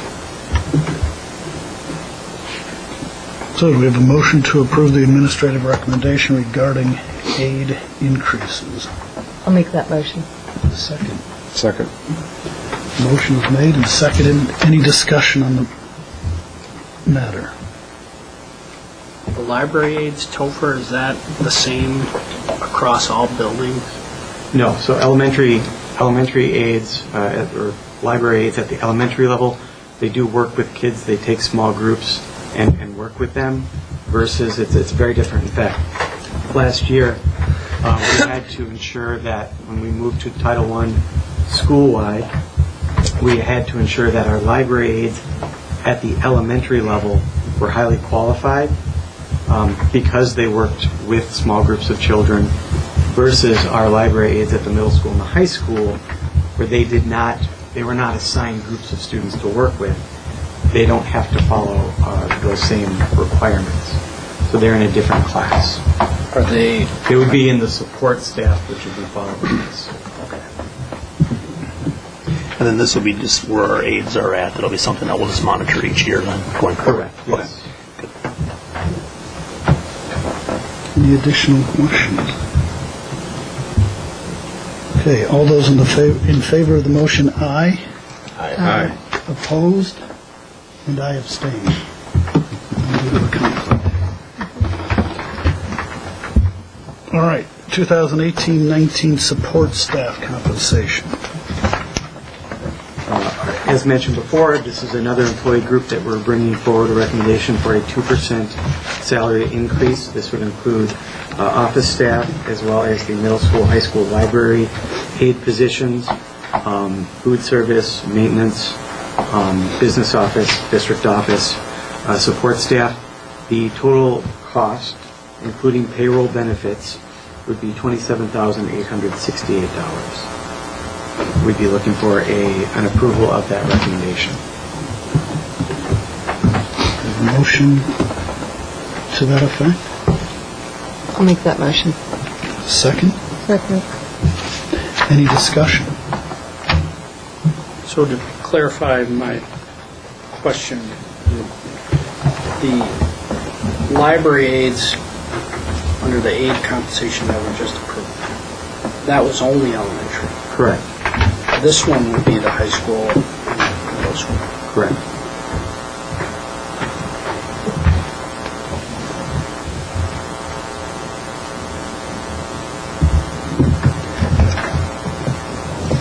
Any need for an increase in the starting wage in those aide positions?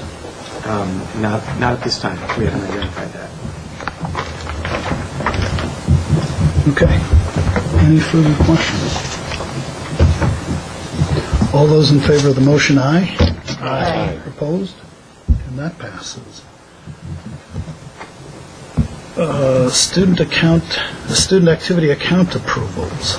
All right, so last year we approved the entirety of our student activity accounts. And we had a new policy put in place to make sure that we do, in fact, approve student activity accounts when they're created, and that the board is informed of activity accounts when they are closed.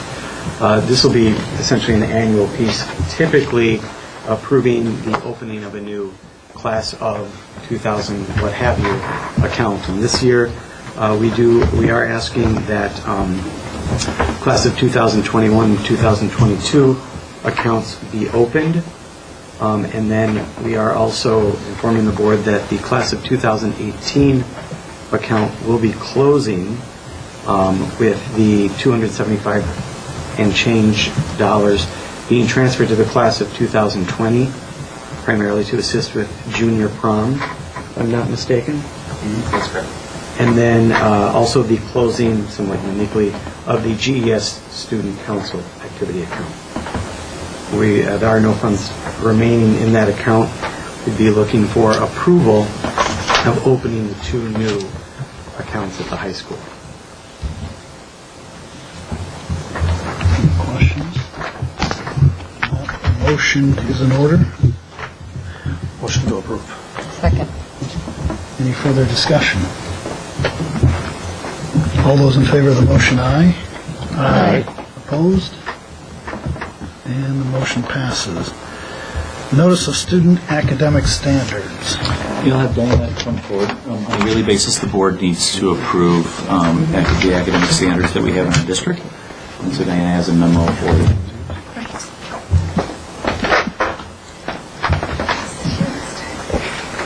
Okay, so like Jeff said, every year we have to put a notice for the public what our academic standards will be for this school year. So we are showing you a memo that talks about the importance of standards. It links to the DPI academic standards, which clearly state the importance of academic standards and basically to clearly articulate what students should know and be able to do at each grade level. So we work with our staff when we're looking at curriculum, and we take the power standards and then we create learning targets, some of which we've shown you in the past and continue to do so.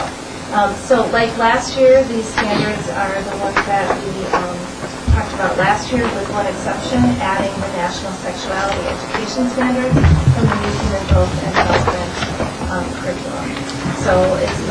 Wisconsin's academic standards. We use that for social studies. We use that in collaboration with Common Core State Standards for reading and math. Wisconsin academic standards also in collaboration with Next Generation Science Standards. Both of those have science in it. The ACT College and Career Readiness Standards, the national standards for health, world language, and art are stronger than the Wisconsin standards at this point. World language is currently in review for Wisconsin, so we'll take another look at that when those are done. And then, like I mentioned, the national sexuality education standards. And that's for human growth and development.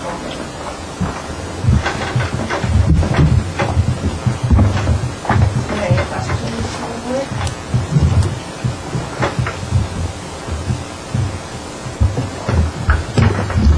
Any questions? So we will post those standards, and we're just making the board aware if you have any questions before we post them for the upcoming school year. And keep in mind, their charge is to ensure that we have the highest level of rigor. So as Diana mentioned in her brief presentation there, that we look at each of these standards to ensure that if something else has a higher level of rigor, that standard is available for us to tap into. All right, thank you. Fund 46 investment update. Yes, so we wanted to inform the board that, and this will happen each year as well, we do have some investments that matured on June 30th in using those Fund 46 funds. This may have been, seems like it was over a year ago, but may have been over a year ago, where we, may have been just a year ago, where we discussed investing those Fund 46 funds as well as being able to have Port Washington State Bank match some of the potential investment opportunities we would have using what's called the pool or perhaps WISC, a couple of places where school districts do invest funds. At June 30th, we had over $185,000 mature. We took those funds, including as well as the $130,000 that we had transferred from Fund 10 as we budgeted for, and reinvested those funds into two CDs, a one-year CD with an interest rate of 2.4% and a two-year CD with an interest rate of 2.6%. When those come due, they'll add an additional over $12,000 to Fund 46. And this was just primarily an update. Are there any questions? Those rates are still competitive with WISC? Well, in fact, I should have mentioned this. So we did ask Port Washington State Bank to give us some rates. We took a look at those rates, and then we used rates that were available through WISC. They come every week. That's where our referendum funds are invested right now. I forwarded that on to Port Washington State Bank and asked them if they could match it.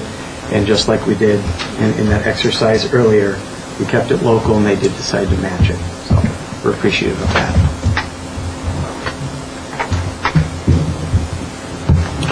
All right, then Fund 46 transfer. So yes, administration is coming forward with a recommendation to transfer an additional $70,000 that would be going into fund balance, instead to transfer it into Fund 46 in addition to that $130,000 that we had budgeted for. This would basically make our transfer into Fund 46 this year a transfer of $200,000, helping our long-term, our 20-year capital maintenance plan. We'd be looking for approval to do that, as we're allowed to make that transfer up through July and still have it count in the prior fiscal year.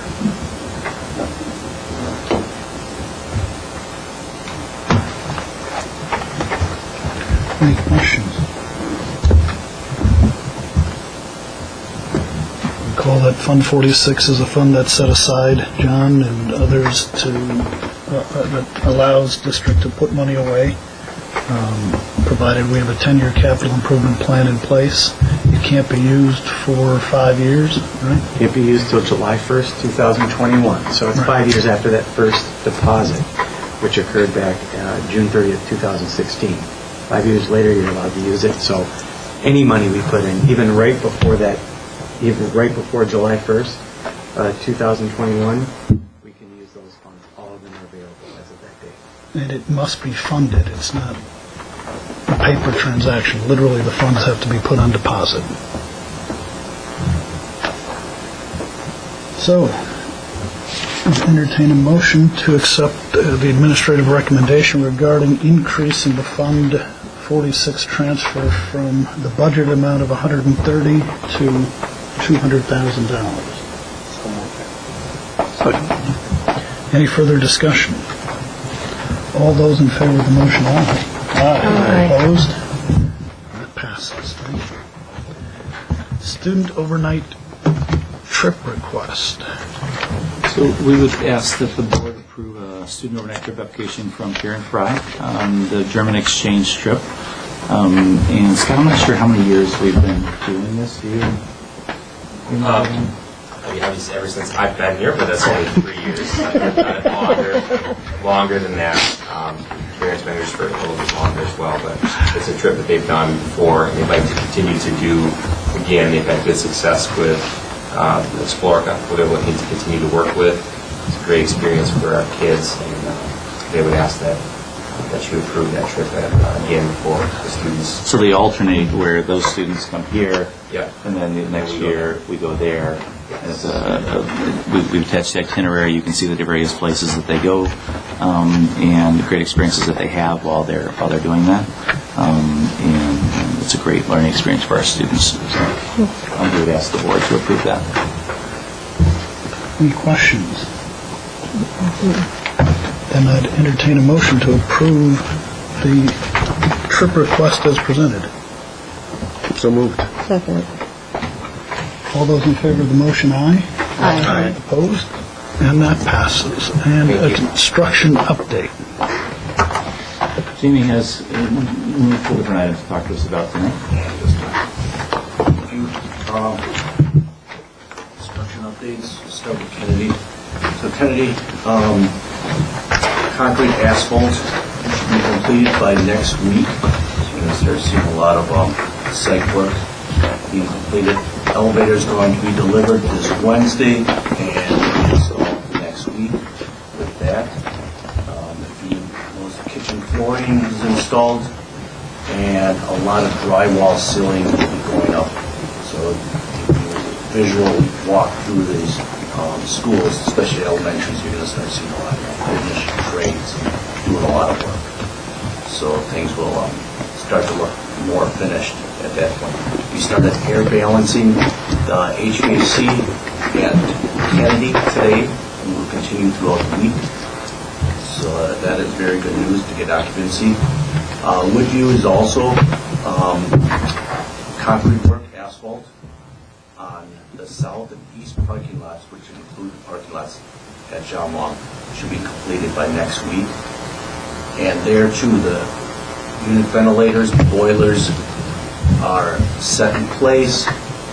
Just about system's going to be filled within the next couple of days, and we should start commissioning those units also. High school, so the 2 elementaries, schedule-wise, we're looking very good. So I'm real happy with that, but there again, next week will be critical. The high school, there's a lot of work to be done. The next week and a half are make and break for the schedule at the high school. So some of the areas, as you can see, we walked around the high school today, and every single area at the high school is under construction. There's not one finished area at this point. Stage flooring will be installed next week. There are drywall, some finished trades going, working at this time, but not nearly what the elementaries are.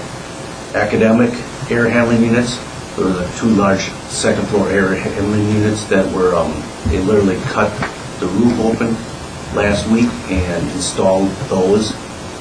So those are in place at the second floor.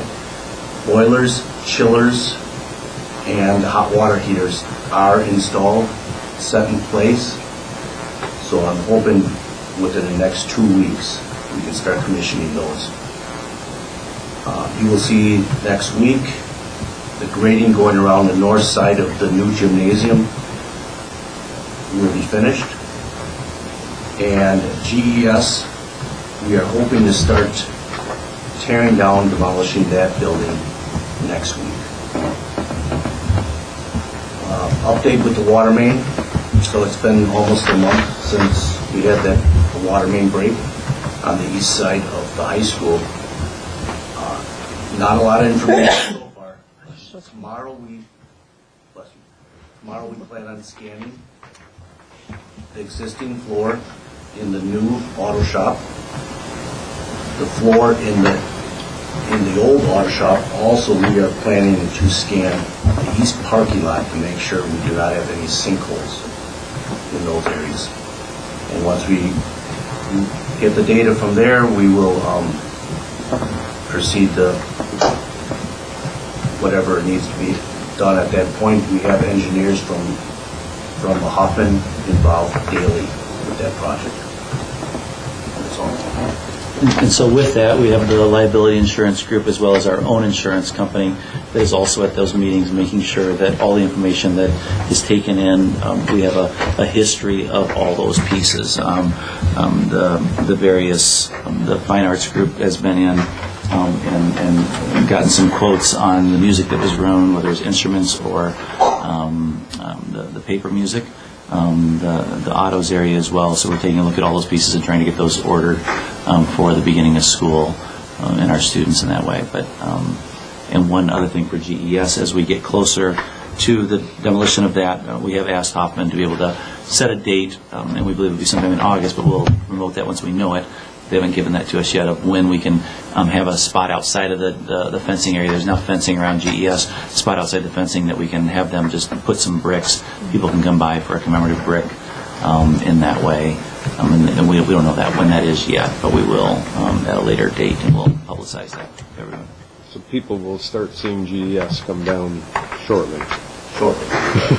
Interior demolition. They're doing some of that now. They're doing some of the interior now. And it'll move to the exterior piece is the next piece of the demolition.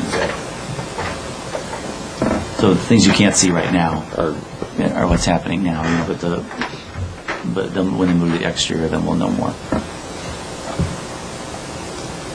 Any questions? All right. Thank you. Yes, sir. Who's the general contractor? Because I shared this view with you, Jeff, or whatever. These sites aren't what a site should be. Any of the schools that I've driven by or whatever. We've got light fixtures, we've got ductwork, we've got all sorts of garbage outside of buildings. And it's like, you go watch, see what CB Smith's doing up at Fort Washington High School compared to what we're doing here. It's not the way it should be. And the thing is, who is the general contractor who's required to take those site commissions? Hoffman is. I mean, there's garbage everywhere. They moved the barricades over by the high school to put them over by GES. They never picked up the sandbags. There's things that need to be done and done correctly. And it's like, it's not happening. And the thing is, I shared it with you or whatever. I see these windows open at the high school for over 5 weeks now. Over 5 weeks the windows are open at the high school. How much are we going to have in there as far as birds and pests and stuff like that? These are all site conditions that are supposed to be taken care of by the general contractor. And it's like, I'm real concerned and very disappointed in Hoffman. It's like, I'm hoping next week when we take our tour, you can set me straight, but right now, from what I'm seeing, I don't understand it. I don't know how you can air balance without the ceiling gripping. I don't see that. That's basically fundamental 101. Without the ceiling within there, like, you're just wasting time. That's the new section. Well, whatever. I look at the old section and look in the windows, and I'm just appalled. And it's like, okay, we got to put the whole thing together. exactly what is going to be ready when you move kids in the day after Labor Day. Are we going to have all the ceilings in the hallways? Are we going to have stuff open? What's not going to be done? What are you doing with parking? Because GES won't be 100% down, the site graded out and ready for asphalt. I mean, there's a lot of balls in the air here that come this third week in August. There's going to have to be some addressing done. I understand you're on top of it, but I'm just pointing out. And Bob, you're echoing some of the, we have weekly site meetings with Hoffman and addressing various areas of concern as well as areas where we're seeing really good progress.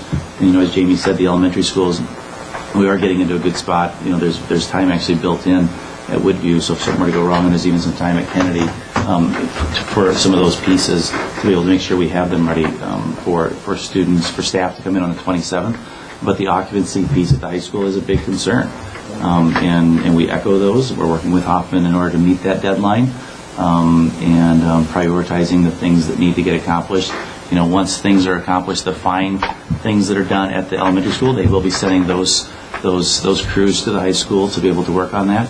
But we are working diligently to try and have school ready for everyone at that time. But as Jamie said, the next week and a half will be important for us with various meetings that we have with the fire department, and everyone's worked great with us. They've been very accommodating, but there's certain things that we just have to hit as benchmarks. Will everything be done when school starts? No. But we knew that. We knew not everything was going to be done. There's going to be some things that are going to need to be accomplished once we get into the school year. However, student safety will be a priority. Those issues are all being taken care of. But will there be some punch list items that still need to be accomplished? More than likely, yes.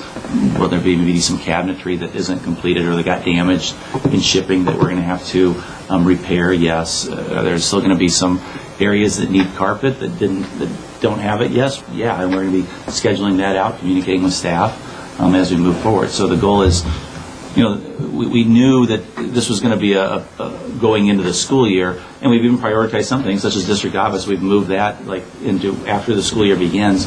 Not even worry about that. So we've taken that off the plate to prioritize student learning and getting it ready for our staff and students. So I'll be curious to hear your thoughts on it when we meet. Where are we with the second floor with brands and stuff like that? That seems to be the one that's wide open. Yeah. I mean, there's a ton of keys with the building of the science room. Yep, and there's drywall up. There's drywall that's going up. The floors are polished in that area. I took a walk up there. I did take one today. Thank you, Mr. Manzak. It was like Wednesday or Thursday.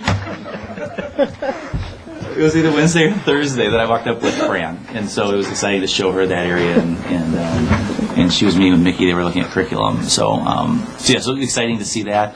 The drywall starting to go up, some progress being made. Everything's running now. It's just getting the cabinetry in there and so forth, and getting that on site to get installed. It's concerning.